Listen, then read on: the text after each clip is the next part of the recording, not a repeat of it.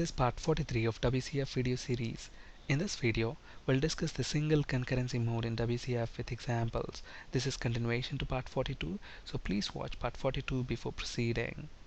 To understand concurrency better, we need to understand instance context modes in WCF. These are discussed in parts 36 to 42 in WCF video series.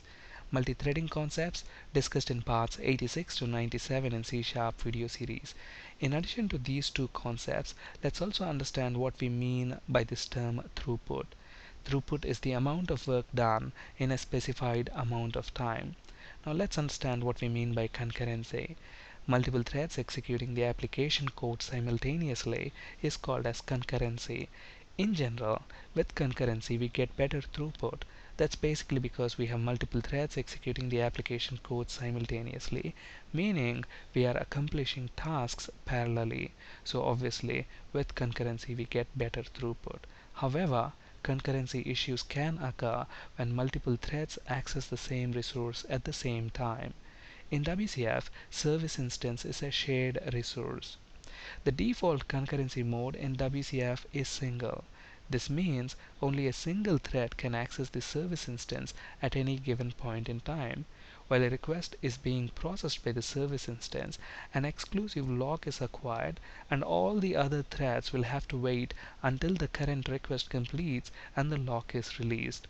Upon releasing the lock, next thread in the queue can access the service instance. Concurrency mode parameter of the service behavior attribute is what controls the concurrency setting. Concurrency mode can be either single, reentrant, or multiple.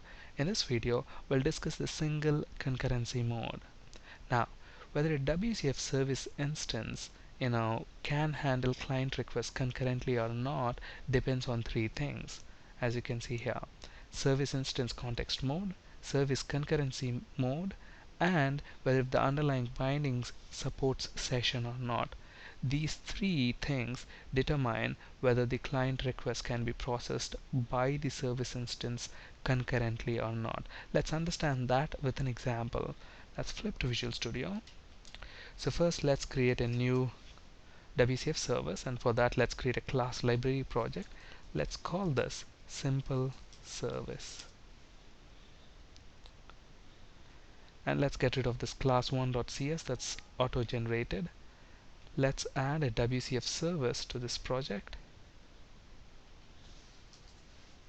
and let's name it simple service. Now within the service contract we want to have two operation contracts. The first operation contract is going to return a list of integers, and what this operation contract going to do, it's going to return even numbers, probably the even numbers between 0 and 10. Okay, and let's have another operation contract, and this operation contract is also going to return list of integers, but this one is going to return the list of odd numbers between 0 and 10. Now let's flip to the service implementation file and click on the service contract, and then once we press Control dot, we get an option to implement the interface simple service. So let's get rid of this to work operation. So we need to now implement this get even numbers operation. So first of all, let's create a variable of type list of integer. Let's call this list even numbers equals new list of integer, and let's use a for loop for int I is equal to 0, I less than or equal to 10, I plus plus. So if I is divisible by 2, that is if the remainder is 0, then we know that it is an even number, in which case to this list we are going to add the value of I. Okay, so once we are done looping through from 0 to 10, we have all the even numbers that we need, and we are simply going to return that list back to whoever is going to call this. Now let's make a simple change here. whenever a request comes, to execute this method, we want to find out what is the thread that's executing this piece of code. So basically we'll say thread, whatever is the thread ID. In a bit we'll see how to retrieve thread ID. So thread started processing, what is the name of the function? Get even numbers at whatever is the date and time. And let's put another placeholder here. So how do we get the thread ID? We can use the thread class for that. To use the thread class, we need to bring in system.threading namespace. So let's go ahead and do that. Thread.current_thread.managed thread ID. So that's going to give us the thread ID that that's executing this piece of code. And we also want to spit out the date and time right here. And to do that, we can use datetime.now.toString. Alright, so let's copy this one, and just before we return the list of even numbers, we will say, okay, thread, whatever thread, completed processing get even numbers at whatever date and time. Okay, now one more thing that we are going to do is just to introduce some artificial processing time. We'll make this thread sleep for 200 milliseconds so that when we execute this method we get some processing latency. Alright, now we also want to implement get odd numbers method. So let's copy this code, paste it right here, and change it accordingly. First of all, again we are going to print the thread that is going to start executing this piece of code. So thread started processing get odd numbers at whatever date and time, and similarly thread completed processing get odd numbers at whatever date and time. And then let's change the variable name here to list odd numbers so that it's meaningful.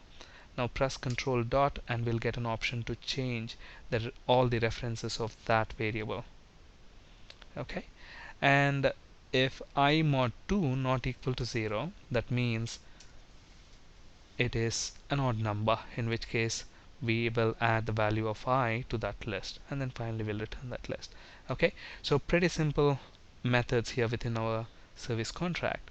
Now let's host this WCF service, and to do that we're going to make use of the console application. So to this solution, let's add a new project, and we want to add a console application. Let's call this host. And the first thing that we need to do is to add a reference to the simple service project itself. So let's add a reference, navigate to the projects tab, select simple service, click OK. And then we also need to add a reference to system.service_model assembly. So let's navigate to system.service_model, add a reference to that. And now we need to add an application configuration file. So let's add a new item, select application configuration file, and within this app.config file we need to specify the configuration to host our WCF service. I have typed this configuration already, so let's go ahead and paste it right here.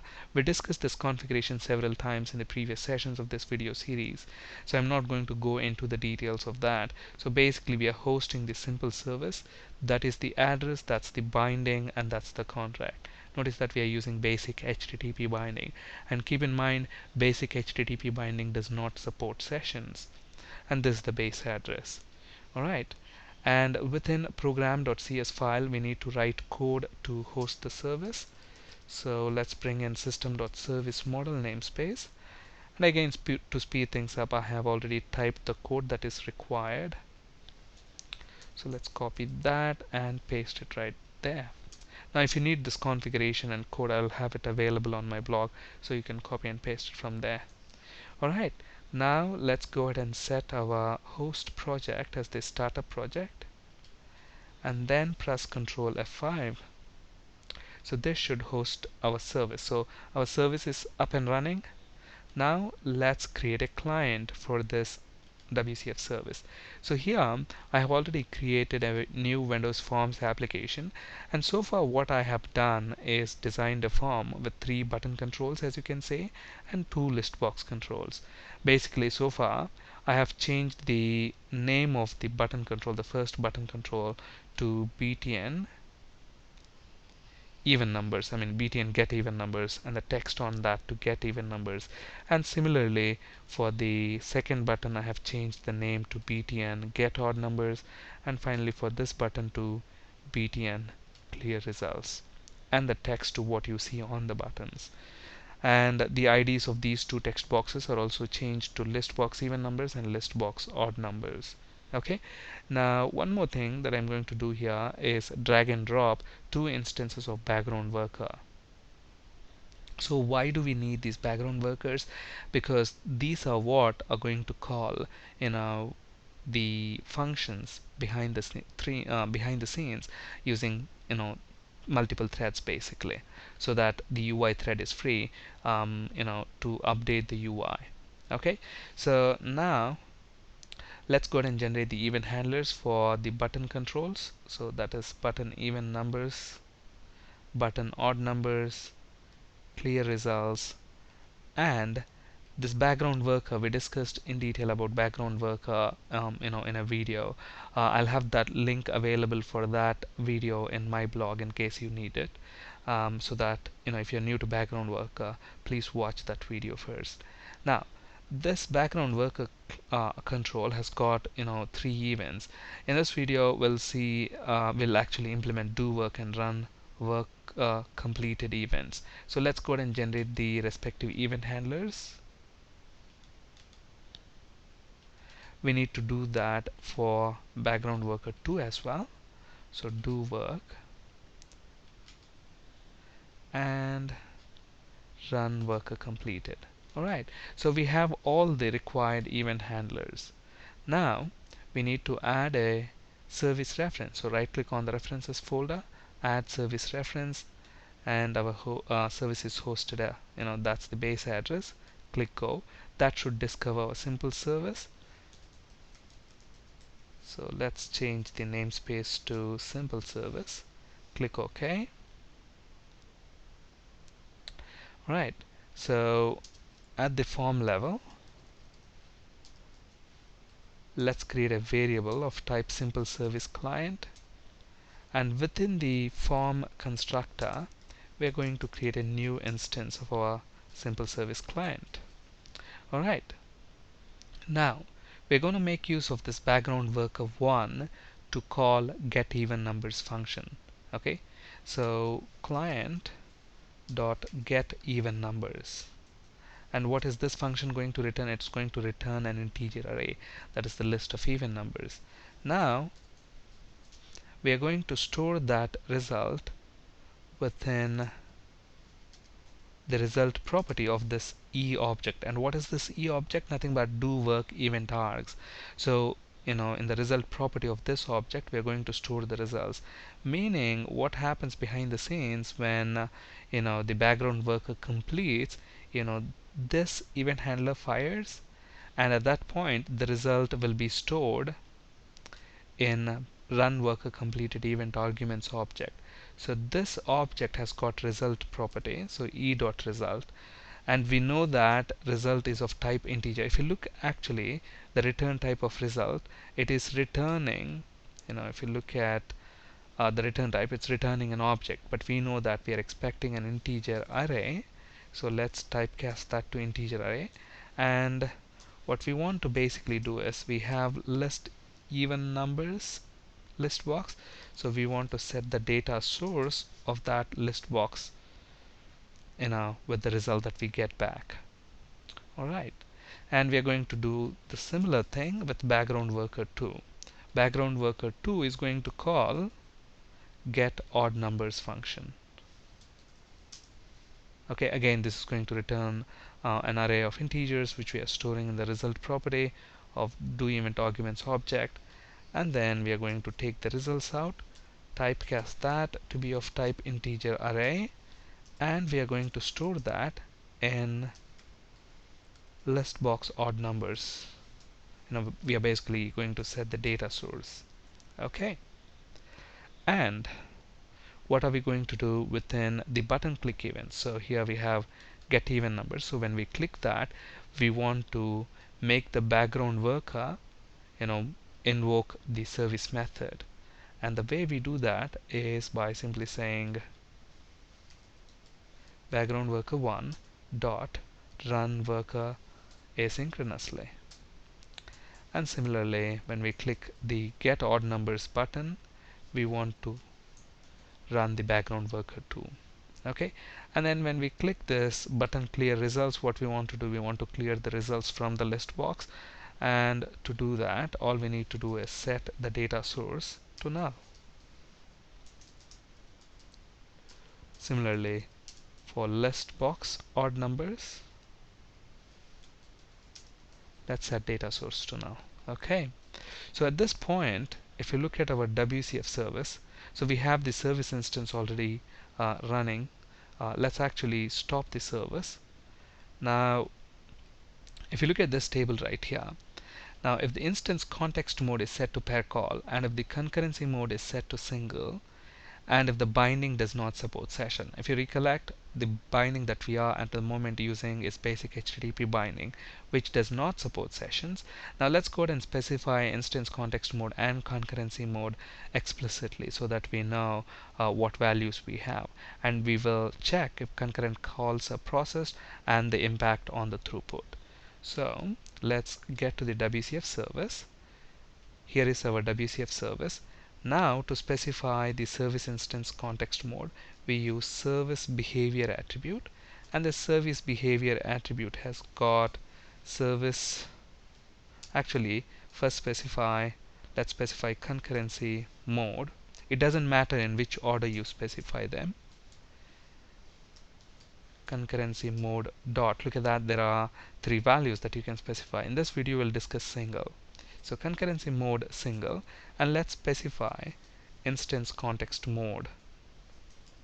So let's set instance context mode to pair call. Okay, so this is what is the situation at the moment. Instance context mode set to pair call, concurrency mode is single, binding support session no. Now with pair call instance context mode, what do you think is going to happen? Every client request, whether if that client request comes from the same client or from a different client, we are going to get a new service instance. So we will typically have only one service instance on the WCF service server side, which is handling the client request. Okay, so every request results in a new service instance. Now let's go ahead and run our WCF service. So the service is running. Now let's run the client. Okay, so the host is running. Here is the client. Click get even numbers. So we should get a message there saying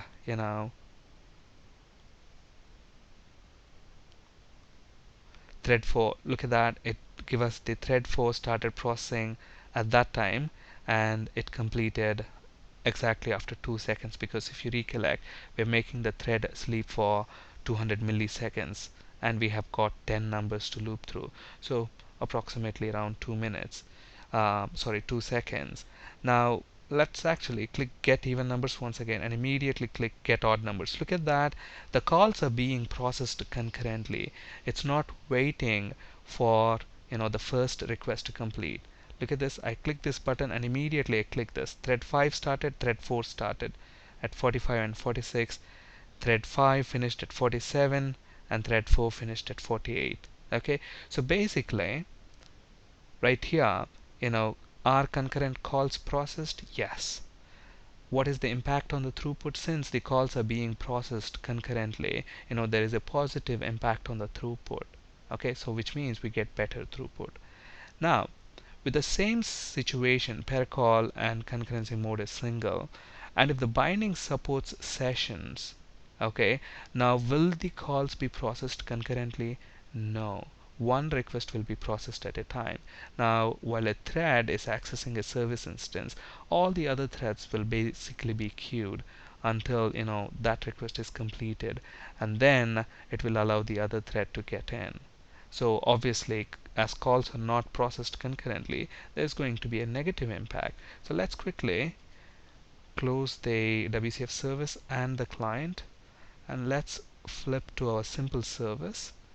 And then if we go to the app.config file here, at the moment we are using basic HTTP binding, but let's change this to net TCP binding. Let's run the WCF service.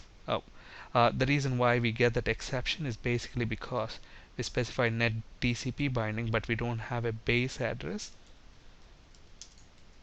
So let's specify the base address here, net.tcp colon localhost. Let's use a different port number, port 8090. Let's go ahead and run this now. Service host started. Now let's flip to our Windows client. So here we have the service reference. Let's actually delete that and add the service reference once again. Click go. That should discover our WCF service. Let's change the namespace. Click OK. And let's go ahead and run the client. Let's bring in our service host instance window.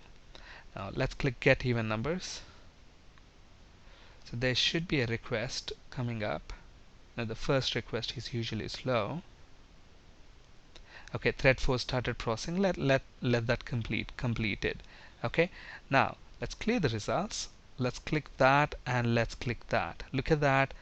Until thread 4 has completed, it didn't start processing get odd numbers. Let's clear the results. Let's try it once more. Look at this.